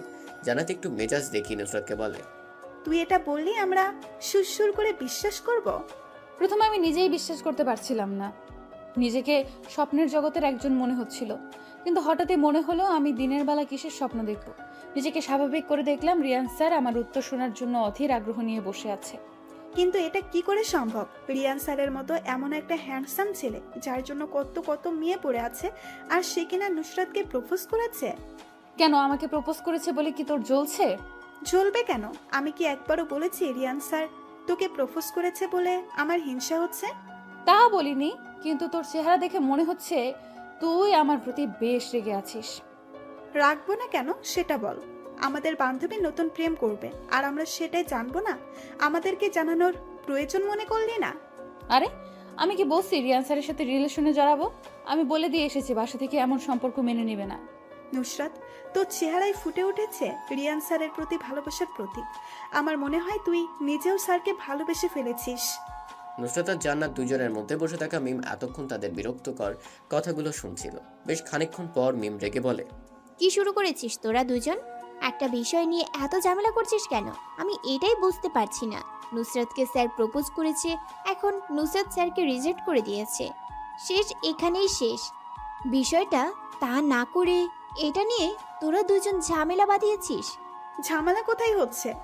আমরা একটা সিরিয়াস বিষয় নিয়ে কথা বলছি, এটাকে ঝামেলা করা বলছিস কেন তুই? সিরিয়াস বিষয়টা যদি এমনই হতো তাহলে এত জোরে জোরে না বলে কোনো ফাঁকা জায়গায় বসে কথা বলতে পারতি। কলেজের সবাইকে এখানে এসে আমাদের কথা শুনছে, আমরা আমাদের মতো করে কথা বলছি। আমি এটা বুঝতে পারছি না, নুসরাত কার সাথে প্রেম করে বা না করে এটা নিয়ে তোর এত মাথা ব্যথা কেন? তুই যে সজীবের সাথে রিলেশনশিপে আছিস এটা নিয়ে কি আমরা কেউ কিছু বলেছি? নুসরাত জানে জান্নাত এখনো সিঙ্গেল, কিন্তু মিমের থেকে এখন শুনেছে জান্নাত সজীব নামের কোনো ছেলের সাথে রিলেশনশিপে জড়িয়ে আছে। নুসরাত জান্নাতকে উদ্দেশ্য করে বলে, জান্নাত, এটা কি সত্যি তুই সজীব নামের কোনো ছেলের সাথে প্রেম করিস? কেন, তুই জানিস না এটা? না, আমি কিভাবে জানবো? আমাকে তো জান্নাত এই ব্যাপারে তেমন কিছু বলেনি। নুসরাত, আমি আসলে তোকে বলতাম, কিন্তু হঠাৎই একদিন সজীব আমাকে প্রপোজ করে বসে, আর আমিও সজীবকে মনে মনে পছন্দ করতাম, তাই সজীবকে অ্যাকসেপ্ট করে ফেলেছি। এই কারণে আর বলা হয়ে ওঠেনি তোকে। সমস্যা নেই, আর এখন চল, সবাই ক্লাসের সময় হয়ে গেছে। দোতলা দক্ষিণ পাশের ক্লাসরুমটা নুসরাতের। সবাই গাছতলা থেকে উঠে দাঁড়ায় আর ক্লাসের দিকে অগ্রসর হয়। অঙ্কের টিচারগুলো খুব গম্ভীর আর রহস্যময় হয়ে থাকে। রিয়ান স্যার তাদের ব্যতিক্রম নয়। সে নিজেও বেশ গম্ভীর মুখ হয়ে ক্লাস করেন। তবে রিয়ান স্যার যতই গম্ভীর হয়ে থাকুক না কেন, ক্লাসের সবগুলো মেয়ে এক দৃষ্টিতে তাকিয়ে থাকে। নুসরাতের কেমন যেন লাগছে। রিয়ান স্যারের দিকে মেয়েরা তাকালে নুসরাতের এমন লাগে, কিন্তু কেন? এটা কি খানিকের ভালো লাগা নাকি ভালোবাসার মায়া টানে? কোনটা হবে বুঝতে পারছে না নুসরাত। রিয়ান স্যার আজকের ক্লাসে একবারও নুসরাতের দিকে তাকায়। নুসরাত পুরো ক্লাসে লক্ষ্য করেছে বিষয়টা। নুসরাত ভাবতে থাকে হয়তো কালকে রিয়ান স্যারের দেওয়া প্রপোজাল রিজেক্ট করে দেওয়ায় এমন করছেন তিনি। কিন্তু এটা কিভাবে সম্ভব? একটা ছেলে একটা মেয়েকে সত্যি সত্যি ভালোবাসলে এত তাড়াতাড়ি করে কিভাবে ভুলে যেতে পারে? নুসরাত এগুলো ভাবছিল, তখনই পাশে বসে থাকা মিম তাকে আস্তে করে ধাক্কা দিয়ে বলতে থাকে, এই নুসরাত, কি হলো তোর? ক্লাস শেষ হয়ে গেছে তো, আর কতক্ষণ এভাবে নিশ্চুপ হয়ে বসে থাকবি? মিমের কথায় ধ্যান ভাঙে নুসরাতের। রিয়ান স্যারকে নিয়ে সে এতটাই ভাবছিল যে কখন স্যার ক্লাস করিয়ে চলে গেছে সেটা বুঝতেই পারেনি। এবার নুসরাত বলে, রিয়ান স্যার কখন চলে গেছে? তুই সারাদিন কি এত ভাবিস যার জন্য কিছুই খেয়াল করিস না? আমি নিজেও জানি না কি এত চিন্তা করি আমি। তোরা সবাই আমার জন্য অপেক্ষা করিস না, আমি একটু রিয়ান স্যারের কেবিনে যাব, তোরা চলে যা। নুসরাত আর কাউকে কিছু বলতে না দিয়ে দৌড়ে রিয়ান স্যারের কেবিনের দিকে যেতে থাকে। অনুমতি ছাড়াই নুসরাত রিয়ান স্যারের কেবিনে প্রবেশ করে। যে এমন কিছু দেখবে নুসরাত ভাবতেও পারেনি। নুসরাত রিয়ান স্যারের কেবিনে প্রবেশ করে। রিয়ান স্যারের হাত কলেজের সবচেয়ে সুন্দরী টিচার অপর্ণা ম্যাডাম ধরে বসে আছে। অপর্ণা ম্যাডাম এখনো সিঙ্গেল। মনের মতো কোনো ছেলে পায় না বলে ম্যাডাম এখনো বিয়ের সাজ সাজেনি। অপর্ণা ম্যাডামের বয়স প্রায় 30-এর কাছাকাছি, কিন্তু ম্যাডামকে দেখে কোনোভাবে বোঝা যায় না ওনার বয়স এত। বলতে গেলে কলেজের সব ছেলেগুলো ম্যাডামকে ইমপ্রেস করার ধান্দায় থাকে, কিন্তু ম্যাডাম কাউকে তেমন পাত্তা দেন না। ম্যাডাম রিয়ান স্যারের হাত দুটো ধরে কি যেন বলছে। নুসরাত এটা দেখে ভীষণ রেগে যায়, কিন্তু এটা সে বাইরে প্রকাশ করে না। নিজেও চায় না এটা বাইরে প্রকাশ হোক। নুসরাতকে অনুমতি ছাড়া আচমকাই কেবিনে প্রবেশ করতে দেখে রিয়ান স্যার নিজের হাত দুটো ম্যাডামের কাছ থেকে ছাড়িয়ে বসা থেকে উঠে দাঁড়ায়। অপর্ণা ম্যাডামও বসা থেকে উঠে দাঁড়িয়ে পিছন ফিরে তাকিয়ে দেখে নুসরাত চুপটি করে দাঁড়িয়ে আছে, আর শান্ত চোখের সামনে দাঁড়িয়ে থাকা ব্যক্তি দুইটার দিকে অচেনা দৃষ্টিতে তাকিয়ে আছে। অনুমতি ছাড়া রিয়ানের কেবিনে কেউ প্রবেশ করুক এটা সে কখনো পছন্দ করে না। এখন মাত্র ক্লাস করিয়ে কেবিনে এসে বসার সাথে সাথে অপর্ণা ম্যাডাম রিয়ানের কক্ষে প্রবেশ করে। রিয়ান কলেজে আসার পর থেকে সে একটা বিষয় লক্ষ্য করছে, সেটা হলো এই অপর্ণা ম্যাডাম রিয়ানের দিকে কেমন দৃষ্টিতে যেন তাকিয়ে থাকে। রিয়ান অপর্ণা ম্যাডামের কাছ থেকে যতটা পারে দূরে দূরে থাকার চেষ্টা করে। এতক্ষণ ক্লাসে অঙ্ক করিয়ে রিয়ানের অবস্থা অনেকটা করুণ, তাই সে নিজের কেবিনে বসে বসে আরাম করছিল, কিন্তু সে আরাম করা আর তার ভাগ্য জুটল না। অপর্ণা ম্যাডাম এসেই হাত ধরে বলতে থাকে, রিয়ান স্যার বাসা থেকে আমাকে বিয়ের জন্য অনেক চাপ দিচ্ছে। আপনার বাসা থেকে আপনাকে বিয়ের চাপ দিতেই পারে, এটা আমাকে বলার কি আছে? আর এমনিতেই বিয়ের বয়স তো আপনার হয়ে গেছে। আপনি বিষয়টা বোঝার চেষ্টা করেন প্লিজ। আমার তো কোনো ছেলেই পছন্দ হয় না। এই পর্যন্ত বাবা মা আমাকে কত ছেলে দেখিয়েছেন, কিন্তু আমার কাউকে পছন্দ হয় না। এবার বাবা মা আমাকে বিয়ে দিয়েই ছাড়বে। কাউকে পছন্দ হয় না মানে কি? দেশে কি ছেলের অভাব পড়েছে নাকি? একটা ভালো ছেলে দেখে বিয়ে করে নেন। চোখের সামনে ভালো ছেলে রেখে দেশ ঘুরে ছেলে খুঁজতে হবে কেন আমার? আমি আমার জীবন সঙ্গী হিসেবে একজনকে পছন্দ করেছি। বাহ, বেশ ভালোই তো। তা আপনার সেই নম্র ভদ্র ভালো ছেলেটা কে কোথায় থাকে? আপনি কি আমার কথার ইঙ্গিতে কিছু বুঝতে পারছেন না? আপনার কথার ইঙ্গিতে কথা আমি বুঝে কি করব? আর তাছাড়াও আমি মানুষের চোখের ইশারা, মুখের কথার ইঙ্গিত কিছুই বুঝতে পারি না। তাহলে আমি আপনাকে বুঝিয়ে বলি, আমি আমার জীবন সঙ্গী হিসেবে আপনাকে চাই। আমার দেখা আজ পর্যন্ত আপনার মতো কাউকে পাইনি। আমি আজই গিয়ে বাবা মাকে বলতে চাই আপনার কথা। কি? আমি? এটা কি করে সম্ভব? আমি কখনো আপনার এমন প্রস্তাবে রাজি হব না। আপনি এখন আমার কেবিন থেকে যেতে পারেন। প্লিজ প্লিজ এমন কথা বলবেন না। আমি আমার জীবন সঙ্গী হিসেবে আপনার মতো এমন কাউকে এতদিন খুঁজছিলাম। আমি আজ সেটা পেয়েও তা হারিয়ে ফেলতে চাচ্ছি না। রিয়ান কিছু বলতে যাবে তখনই নুসরাত কেবিনের দরজা ঠেলে ভিতরে প্রবেশ করে। এটা দেখে রিয়ান অপর্ণা ম্যাডামের হাত ছেড়ে উঠে দাঁড়ায়। রিয়ান একটু রেগে নুসরাতকে উদ্দেশ্য করে বলে, নুসরাত, তোমাকে গতকালই যে বললাম কারো কেবিনে ঢুকতে হলে যে অনুমতি নিয়ে ঢুকতে হয়, সেটা কি ভুলে গেছো? হ্যাঁ বলো নুসরাত, তুমি এমন করে হঠাৎ রিয়ান স্যারের ক্যাবিনে ঢুকলে কেন? স্যারের পার্সোনাল কিছু থাকতে পারে তো নাকি? আপনি চুপ করেন প্লিজ, আমাকে বলতে দেন। কি হলো নুসরাত, আমার কথার উত্তর দাও। আমি কিন্তু এটা পছন্দ করি না। কাউকে কিছু জিজ্ঞেস করলে সে যদি উত্তর না দেয়।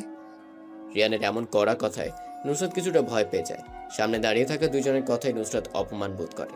এবার নুসরাত মুখ খুলে বলতে থাকে, আসলে স্যার আমি বুঝতে পারিনি আজকেও আমার সাথে এমন কিছু হয়ে যাবে। আমি দুঃখিত। তুমি এত বড় একটা মেয়ে, তারপরেও কি করে এমন ছোট ছোট বিষয়গুলো ভুল করে বসো? এখন তো আগের মতো ছোট না তুমি। স্যার পরবর্তী সময় এমন হবে না। এবার তুমি বলতে পারো কিসের জন্য আমার কেবিনে এসেছো? আসলে স্যার কথাটা পার্সোনাল, একা গিয়ে বললে ভালো হতো না? নুসরাতের কথা শুনে অপর্ণা ম্যাডাম রেগে যায়। একটা মেয়ে স্টুডেন্টের স্যারের সাথে কিসের পার্সোনাল কথা থাকতে পারে? পার্সোনাল কথা ম্যাডামের কাছে কেন বলা যাবে না? অপর্ণা ম্যাডাম নিজের রাগ কন্ট্রোল করতে না পেরে বলে, নুসরাত, রিয়ান স্যারের সাথে তোমার কি এমন পার্সোনাল কথা যা আমার সামনে বলা যাবে না? আর সবচেয়ে বড় কথা, তুমি একটা মেয়ে হয়ে স্যারের সাথে কি কথা থাকতে পারে তোমার? ম্যাডাম আসলে আপনি যা বুঝতেছেন তেমন কিছুই না। অন্য একটা বিষয় নিয়ে স্যারের সাথে কথা বলতে হবে আমার। আর সবচেয়ে বড় কথা, যে বিষয়টা নিয়ে কথা বলবো সেটা স্যারের উদ্দেশ্যে প্রয়োজনীয় কথা। এখন স্যার যদি অনুমতি দেয় তাহলে আমি এখন বলতে পারি। আমার ব্যাপারে? আচ্ছা, এখানেই ম্যাডামের সামনে বলো, আমার কোনো সমস্যা নেই। এই তো রিয়ান স্যার অনুমতি দিয়েছেন। নুসরাত, তুমি আবার বলো কি বলবে। নুসরাত রিয়ানের দিকে তাকিয়ে একটা হাসি দেয়। হয়তো রিয়ান এখনো বুঝতে পারেনি ব্যাপারটা। বোকার মতো করে বলে দিয়েছে নুসরাতকে। নুসরাত বলতে থাকে, স্যার আপনার আর আমার সম্পর্কে বাসায়। নুসরাত আর কিছু বলতে পারে না। রিয়ান তাড়াতাড়ি করে এসে নুসরাতের মুখ চেপে ধরে। হয়তো এবার রিয়ান বুঝতে পেরেছে তখন কেন নুসরাত পার্সোনালি ভাবে কথা বলতে চেয়েছিল। অপর্ণা ম্যাডামের সামনে এই সমন্বয় কোনো কিছু বললে ম্যাডাম সন্দেহ করবে। নুসরাত নিজের হাত দিয়ে রিয়ানের কাছ থেকে ছুটে দূরে যে দাঁড়ায়। রিয়ান এবার বলে, নুসরাত, তুমি না হয় পরে এক সময় এই ব্যাপারে আমার সাথে কথা বইলো, এখন আর কিছু বলতে হবে না। রিয়ান স্যার, এটা কি হলো? আপনি নুসরাতের মুখ এভাবে চেপে ধরেছেন কেন? আর নুসরাতকে পুরো কথা বলতে দিননি কেন? এমনি। আর আমি বুঝতে পারছি কথাটা আমার পার্সোনাল। আপনার পার্সোনাল কথা কি আমি শুনতে পারি না? আমার পার্সোনাল কথা আপনি শুনবেন কেন? কথাটা আমার আর নুসরাতের মধ্যেই সীমাবদ্ধ থাকবে। অপর্ণা ম্যাডাম কিছু বলতে যাবে এর আগেই নুসরাত বলতে থাকে, স্যার কখন সময় হবে আপনার? আজকের মধ্যেই কিন্তু কথাটা শুনতে হবেই আপনার। নুসরাত, তুমি একটা কাজ করতে পারো। বিকালের দিকে তোমাদের বাসার পাশে যে পার্কটা আছে সেখানে চলে এসো, আমি উপস্থিত থাকব। এখন তুমি যেতে পারো। রিয়ানের কথা মতো নুসরাত কেবিন থেকে বেরিয়ে পড়ে। নুসরাত যাওয়ার সময় অবশ্য অপর্ণা ম্যাডাম ডাকছিল, কিন্তু নুসরাত সেদিকে খেয়াল করেনি। নুসরাত যাওয়ার পরে অপর্ণা বলতে থাকে, এটা কি হলো? নুসরাতকে এভাবে চলে যেতে দিলেন কেন? আর আপনারা এবং নুসরাতের সম্পর্ক, এগুলোর মানে কি আমি কিছুই বুঝতে পারছি না। ম্যাডাম, আপনাকে কিছু বুঝতে হবে না, যা বোঝার আমি বুঝে গেছি। দেখুন রিয়ান, আমি আপনাকে বলে দিচ্ছি, আপনার আর নুসরাতের মধ্যে কোনো সম্পর্ক থাকলে তা ভেঙে ফেলেন। এবার কিন্তু বেশি বেশি হয়ে যাচ্ছে। আপনি আমার ব্যাপারে একটু বেশি চিন্তাভাবনা করছেন। আমার আর নুসরাতের মধ্যে অনেক আগে থেকেই সম্পর্ক গড়ে উঠেছে। এখন আমি আপনার কথায় শুধু শুধু কেন এমন একটা পবিত্র সম্পর্ক ভেঙে ফেলবো বলেন? অপর্ণা মাথাটা নিচু করে ফেলে। সত্যি তো, একটা সম্পর্ক গড়ে তোলা যতটা সহজ, ভাঙাটা তার থেকে অনেক কঠিন। অপর্ণা রিয়ানকে প্রথম দেখাতে ভালো লেগে গেছে, এখন সে ভালো লাগাটা অন্যরূপ ধারণ করেছে। কিন্তু মাঝপথে সেভাবে আটকে যাবে ভাবতে পারিনি অপর্ণা। সেই সময়টা তেমন কঠিন নয় যখন চোখ দিয়ে পানি পড়ে, কিন্তু ওই সময়টা খুব কঠিন যখন চোখের পানি লুকিয়ে রেখে হাসতে হয়। অপর্ণা ছোট করে একটা হাসি দেয়, সেই হাসিতে লেগে আছে কষ্ট আড়াল করা উজ্জ্বলহীন হাসি। বাস্তবতা এতই কঠিন যে কখনো কখনো বুকের ভেতর গড়ে তোলা বিন্দু বিন্দু ভালোবাসাও অসহায় হয়ে পড়ে, সঙ্গ দেয় না নিজের সাথে। রিয়া নিজেও কিছুটা বুঝতে পারছে অপনার আড়াল করা হাসির মানে।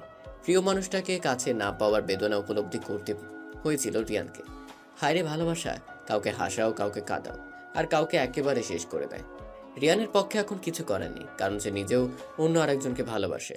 অপর্ণাকে গ্রহণ করে সেই ভালোবাসার মানুষকে কষ্ট দেওয়ার কোনো মানেই হয় না। বিকেল 5:17 নুসরাত নিজের বাসার পাশের পার্কে বসে আছে রিয়ানের অপেক্ষায়, কিন্তু অনেক সময় হয়ে এসেছে এখনো রিয়ানের দেখা মেলেনি। নুসরাতের সবচেয়ে বেশি বিরক্তিকর লাগে তখন যখন কারোর জন্য অনেক সময় ধরে অপেক্ষা করার পরও সেই ব্যক্তিটা না আসে। অপেক্ষার প্রহর গুনতে গুনতে অবশেষে রিয়ান এসে পৌঁছাতে পেরেছে। আজকে রিয়ান ব্ল্যাক কালারের একটা বাইক নিয়ে এসেছে, পরনে কালো কালারের একটা পাঞ্জাবি। এই ছেলেটাকে যা পরে সবকিছুতেই বেশ ভালোই মানে। নুসরাতের কাছে রিয়ানের আজকের আগমনটা ভালো লেগেছে। সচরাচর এখন মানুষজন এমন পুরনো যুগের পাঞ্জাবি পরে না। রিয়ান যে সেই আগের কালের প্রেমিক পুরুষদের মতো করে এসেছে, নুসরাত বেশ খুশি হয়েছে। রিয়ান এসে নুসরাতের বসা মাঝারি আকারের বেঞ্চের উপর আরাম করে বসে। দুজনের বসার জন্য বেঞ্চটা উপযোগী, কিন্তু যদি আবার 3 জন বসতে চায় তাহলে বেশি চাপাচাপি করে বসতে হবে। এখন মোটামুটি দুজনের মধ্যে অনেকটাই ফাঁকা রয়েছে। রিয়ান নুসরাতের দিকে একটু চেপে বসে। নুসরাত অন্য সকল মেয়েদের ন্যায় দূরে সরে বসে না, এক জায়গায় স্থির হয়ে বসে থাকে। সে দেখতে চায় রিয়ান তার সাথে কি করে। মানুষ জাতিটা বেশ চিন্তামগ্ন জাতি, নিজে পটু হওয়ার জন্য নিজের জ্ঞানকে বৃদ্ধি করতে সবকিছুই করতে পারে। আচ্ছা, আপনি আমার দিকে এত চেপে বসেছেন কেন? ওইদিকে তো আরো অনেক জায়গা ফাঁকা আছে। আচমকাই নুসরাত কথাটা বলে ওঠে। রিয়ান নিজের স্থির দৃষ্টিটা নুসরাতের উপর ফেলে, এমনভাবে তাকিয়ে আছে যেন নুসরাত কথাটা বলে ভুল করে ফেলেছে। অনেক মানুষ আছে যারা নিজের মস্তিষ্ককে কল্পনার জগতে ভাসাতে ভালোবাসে। সেই ভাবনার সময় যদি কেউ জোরে ধাক্কা বা জোরে কথা বলে ওঠে, তাহলে তার গভীর কল্পনার ধ্যান নিমিষেই ভেঙে যায়। রিয়ানেরও ঠিক এমন হয়েছে। নুসরাতের কথায় কেউ সায় না দিলে সে রেগে যায়। এখন রিয়ানও বোকার মতো করে তাকিয়ে আছে। নুসরাত কম করে রেগে বলে, আমি আপনাকে কি বলছি আপনি কি শুনতে পেয়েছেন? আর এইভাবে বোকার মতো করে চেয়ে থাকবেন না তো, আমার কেমন যেন লাগে। আমার চোখ আমি কোথায় তাকাবো না তাকাবো সেটা আমি বুঝবো, তুমি বলার কে? এখন আমার চোখ চাচ্ছে সামনে বসে থাকা পরীকে দেখে নিজের রেটিনাকে শান্ত করার।